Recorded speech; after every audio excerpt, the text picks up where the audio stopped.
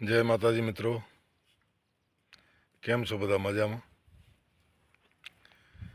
મિત્રો, મારા એક મિત્ર હતા. આમ તો ઉંમરમાં બહુ વૃદ્ધ હતા, મારાથી ઘણા મોટા, પણ એવા મિજાજી માણસ હતા ને કે અમારા જેવા નાના માણસ સાથે પણ ઘરોબો રાખે. એમનું નામ માધવ જોશી. માધવ જોશી એમનું નામ ને ઉપનામ અશ્ક. હવે આપ સર્વે જાણો છો, અશ્ક એટલે આંખનો જે પાણી આંસુ આવે ને એને અરબી ઉર્દુમાં અશ્ક કહેવાય. એટલે માધવ જોશી અશ્ક તરીકે ઓળખાતા. એમની કર્મભૂમિ નારાયણ સરોવર અને જન્મભૂમિ સિંધનો પાટનગર કરાચી શહેર. બહુ વિદ્વાન માણસ. એ અલગ કચ્છ રાજ્ય માટે ચળવળના એ એક સક્રિય સભ્ય.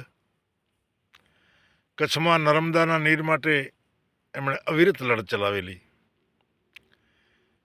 તીર્થરાજ નારાયણ સરોવરની પવિત્રતા જળવાઈ રહે એ માટે જીવન પર્યંત એ પ્રયત્નશીલ રહ્યા.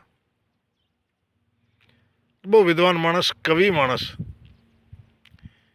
એમની એક માસિક પુસ્તિકા બહાર પડતી. એની અંદર ભાષા જે છે એ કચ્છી અને સિંધી, એટલે લિપિ ગુજરાતી, પણ અંદરનો મતલબ વર્ડ જે છે એ કચ્છી મિશ્રિત સિંધી.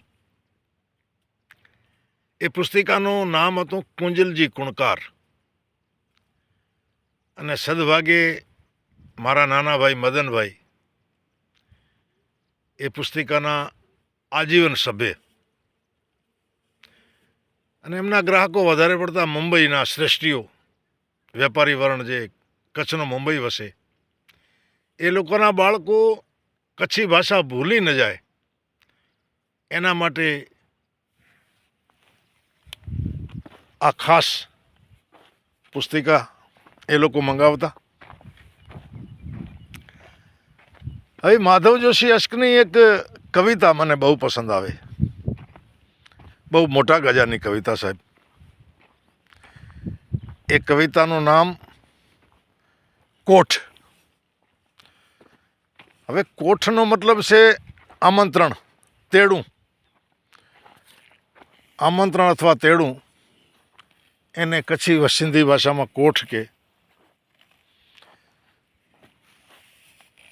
હવે કવિતા હું આપને સંભળાવું તો